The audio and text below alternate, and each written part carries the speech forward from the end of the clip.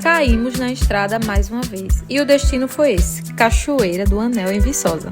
Mas antes, passamos de um famoso caldinho de capela. Eita, é bom, viu? Que existe desde 1975. Ali tem história, viu? Oxe, mas a missão era simples. Chegar na cachoeira. Encontramos de tudo pelo caminho, poeira, buraco, até uma trilha. No final, a Cachoeira do Anel mostrou que algumas paisagens valem cada aventura.